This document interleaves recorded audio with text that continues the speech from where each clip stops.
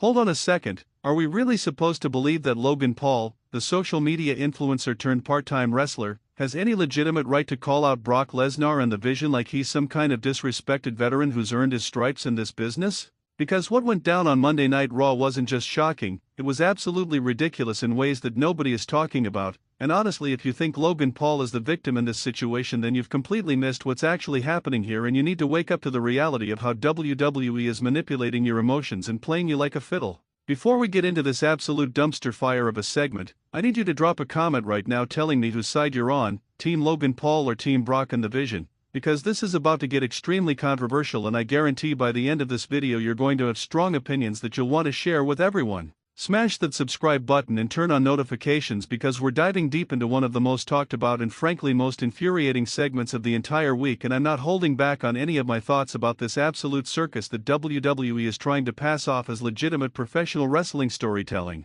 Let me paint the complete picture of what actually happened on Raw, because the context matters tremendously if you're going to understand why this whole situation is so deeply frustrating to anyone who actually cares about the integrity of professional wrestling as an art form. Logan Paul comes strutting out to the ring with his usual cocky swagger, playing to the crowd who honestly still can't decide if they love him or hate him, and that ambivalence from the audience tells you everything you need to know about how confused WWE has made everyone about what Logan's character is supposed to represent. He starts cutting this promo about respect and loyalty and how he's proven himself in WWE, talking about sacrifices he's made and battles he's fought, and I'm sitting there thinking, proven yourself how exactly? By having a handful of matches spread out over 2 years where you were carried by actual professional wrestlers who made you look infinitely better than you had any right to look? By leveraging your social media following of millions of impressionable young fans to get opportunities that wrestlers who've been grinding in bingo halls and high school gyms for a decade never got? By showing up a few times a year when it's convenient for your schedule while actual full-time performers are out there destroying their bodies night after night in front of crowds of 200 people in towns nobody's ever heard of?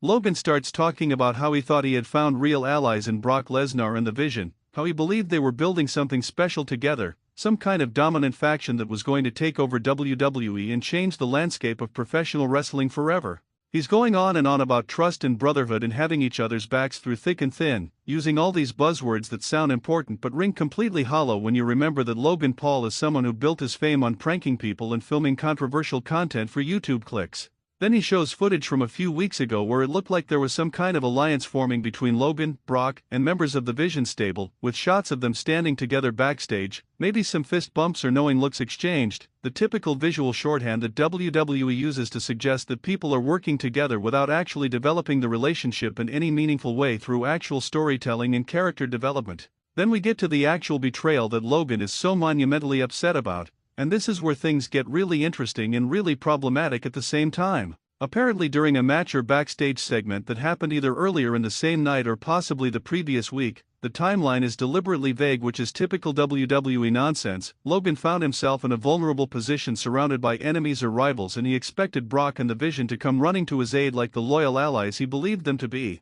But instead, in what Logan is presenting as the ultimate act of treachery and cowardice, they either didn't show up at all or, even worse, they actively turned on him and helped his enemies beat him down. The footage they showed was deliberately chaotic, with multiple people involved and cameras shaking and quick cuts that made it hard to see exactly what happened, which is a production technique WWE uses when they want to preserve some ambiguity or when they're trying to hide the fact that the actual sequence of events doesn't make much logical sense if you examine it too closely. Logan is selling this betrayal like it's the worst thing that's ever happened in the entire history of professional wrestling, like Brock Lesnar and the Vision have committed some unforgivable sin against the sanctity of brotherhood and loyalty. He's calling Brock Lesnar a coward, which is absolutely laughable considering Brock's legitimate background as a UFC heavyweight champion and one of the most physically intimidating human beings to ever step foot in a wrestling ring. He's saying the Vision are nothing but opportunistic snakes who can't be trusted, who will turn on anyone the moment it becomes convenient for them, painting them as the worst kind of villains you can imagine in wrestling. He's demanding that they come out to the ring right this second and face him man to man and explain themselves, justify their actions, give him some kind of closure or understanding about why they would do this to him after everything they'd supposedly been through together. The crowd is eating it up because drama is drama and people love to see conflict and confrontation, especially when it involves someone as polarizing as Logan Paul and someone as legendary as Brock Lesnar. But I'm watching this and thinking about how utterly absurd it is that Logan Paul of all people is positioning himself as someone who deserves loyalty and respect from established WWE figures who've actually earned their place in this industry through years of blood, sweat, tears, and sacrifices that Logan couldn't possibly understand. Here's what really gets me legitimately angry about this whole situation and makes my blood boil every time I think about it. Logan Paul has been in WWE for what, 2 years at the absolute most? And during those 2 years, how many matches has he actually had? I can count them on my fingers. He's had a handful of high-profile matches, most of them at premium live events where he gets weeks or even months to prepare for one specific opponent, working with agents and coaches and veteran wrestlers who help him plan out every single move and sequence so that he looks as good as possible. He doesn't work the weekly grind of television tapings where you're performing multiple times a week in different cities with different opponents. He doesn't work house shows on weekends where you're wrestling in front of a few thousand people for no television exposure, just to keep your skills sharp and to earn your paycheck. He doesn't pay his dues in the traditional sense that wrestlers have for generations, starting at the bottom of the card, working opening matches that nobody remembers, slowly building credibility and skills and connections until you earn the respect of your peers and the trust of the audience. Logan came into WWE with a built-in fan base of millions of social media followers who would watch anything he does regardless of quality, and that gave him immediate leverage that translated into opportunities that other performers would literally kill for. He got to wrestle at WrestleMania in a high-profile match. He got programs with main event-level talent. He got promotional push and media attention that full-time roster members can only dream about. And now he's out here acting like he's earned the right to call out Brock Lesnar, one of the most legitimate and accomplished performers in WWE history, a man who was NCAA Division I heavyweight wrestling champion, who became the youngest WWE champion ever at one point, who went to UFC and became heavyweight champion there, who has main event countless WrestleManias and who is arguably one of the biggest box office draws in the history of professional wrestling. The entitlement is absolutely staggering, and what makes it even worse is that WWE is booking this like Logan's outrage is completely justified and we should all be sympathetic to his plight, like he's the wronged party in this situation who deserves our support and our emotional investment. Let's talk about Brock Lesnar specifically for a minute because his involvement in this storyline is particularly bizarre and frankly doesn't make much sense if you know anything about how Brock has been booked throughout his entire WWE career. Brock is not someone who typically forms alliances or stables or partnerships with other wrestlers. He's always been presented as a lone wolf mercenary who shows up, destroys whoever WWE puts in front of him, collects his paycheck, and leaves. He's had Paul Heyman as his advocate and manager, sure, but that's a different dynamic than being part of an actual wrestling faction. The idea that Brock would have formed any kind of meaningful partnership with Logan Paul in the first place absolutely strains credibility to the breaking point, and if it did somehow happen, there's absolutely no way that Brock would have viewed it as anything other than a temporary arrangement of convenience that he could end whenever it suited his purposes.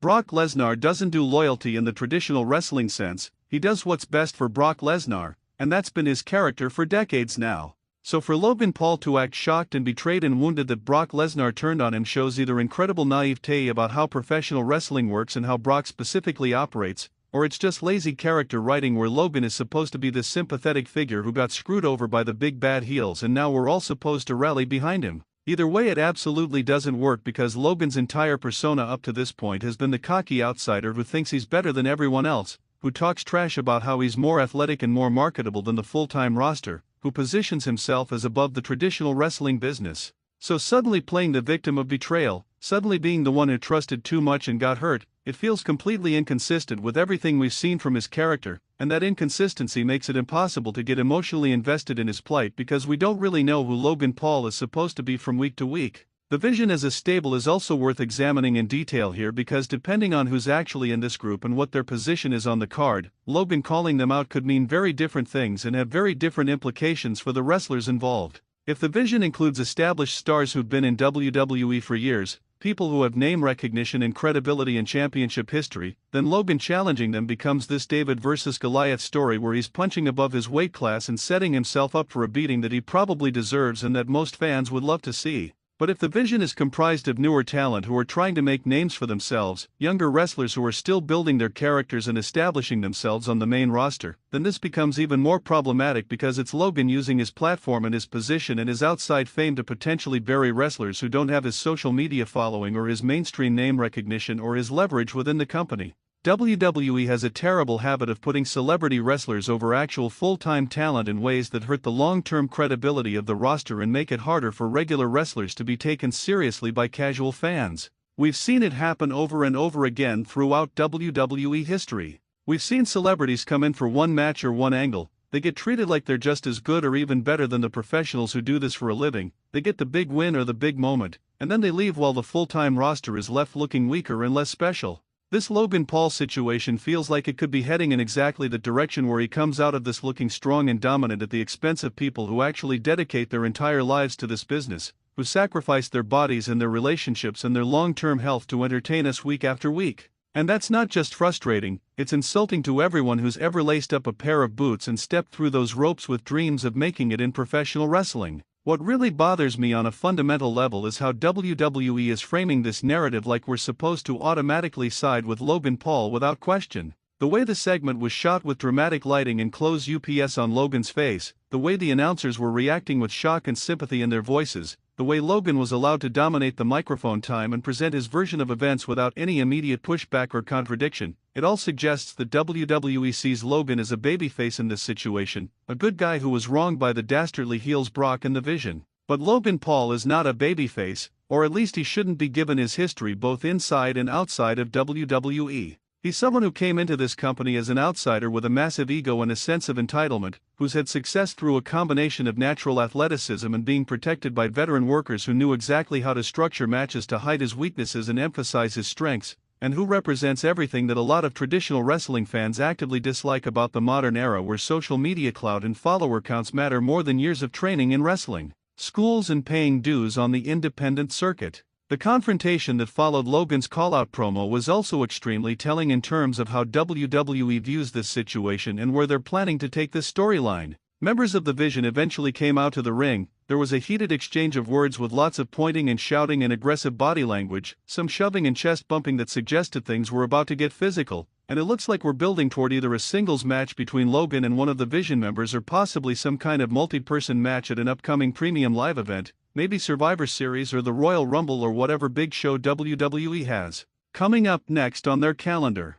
Security and referees had to get involved to separate everyone and restore order, which is standard wrestling television protocol when you want to build anticipation for a future match without giving away too much in the initial confrontation. But notably and significantly, Brock Lesnar didn't appear during this segment at all, which makes sense from a business standpoint because Brock's appearances are very carefully managed and he's not going to show up for just any random Raw episode without a significant financial incentive. But that absence also makes Logan's big dramatic call-out feel somewhat empty and hollow because he's standing there yelling into the void about Brock without actually having to back it up in the moment, without actually having to face the consequences of disrespecting someone as dangerous as Brock Lesnar. It's easy to call someone out and talk tough when you know they're not going to be there to respond, when you know you can say whatever you want without immediate physical repercussions. If Brock had actually been there, if he had walked out during Logan's promo, the entire dynamic would have been different and Logan probably would have looked a lot less confident and a lot more concerned about his own safety. Let me address what I know some of you are probably thinking right now, which is that I'm being too harsh on Logan Paul and not giving him enough credit for the work he's put in and the surprisingly good matches he's had during his limited time in WWE. And look, I'll completely concede that Logan is significantly more athletically talented than your average celebrity who steps into a wrestling ring for a publicity stunt. He's clearly in excellent physical condition. He obviously takes the wrestling side of things seriously enough to train extensively and prepare for his matches. He's shown good instincts for timing and positioning and understanding how to work with a crowd. He's had some moments that were genuinely impressive from a pure physical standpoint, moves that looked smooth and impactful, selling that seemed natural and believable. I'm not saying Logan Paul has no talent whatsoever or that he hasn't worked hard to be as good as he is. But here's the thing, being athletic and having a few good matches that were carefully choreographed and protected by veteran wrestlers doesn't mean you've earned the right to be positioned at the same level as people who've dedicated their entire adult lives to professional wrestling. It doesn't mean you deserve to be in main event programs with legends like Brock Lesnar.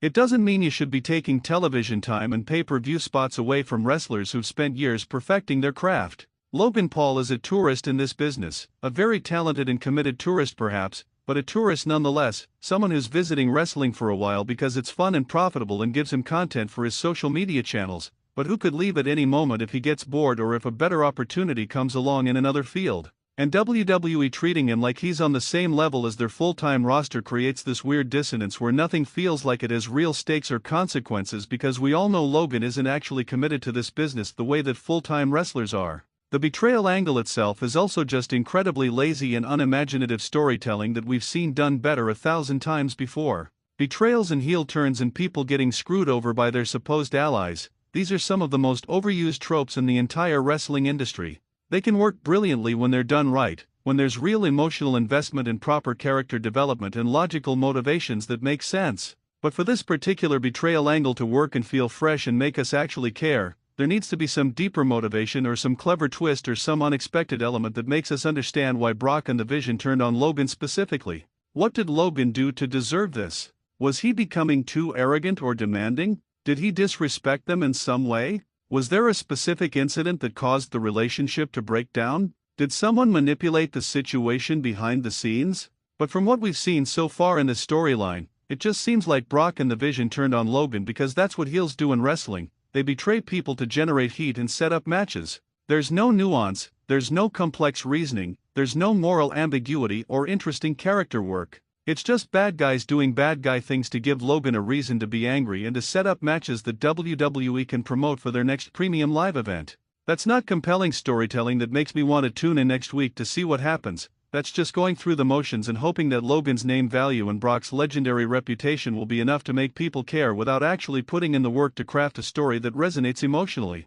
I also can't help but think about how this situation must look from the perspective of the actual full-time WWE roster who are backstage watching Logan Paul get this incredible spotlight and this high-profile storyline with Brock Lesnar handed to him on a silver platter. There are wrestlers who've been with WWE for 5, 10, even 15 years, who show up to work every single week whether they're feeling great or injured or sick, who've never missed a show, who've done everything the company has ever asked of them, and who would absolutely kill for the opportunity to have a program with Brock Lesnar. They would love to be featured in this prominent a position on Monday Night Raw, to get this much promo time, to be part of a storyline that everyone is talking about on social media. And instead it's going to someone who shows up a few times a year when his busy schedule permits, when he doesn't have other business ventures or content creation projects that take priority. That has to create massive resentment and frustration within the locker room, even if nobody says it publicly because they don't want to be seen as difficult or unprofessional. While wrestlers are ultimately professionals who will work with whoever they're asked to work with and will do their best to make any storyline succeed, it's impossible not to feel like Logan is cutting in line and taking opportunities from people who've earned them through years and years of hard work and dedication and sacrifice.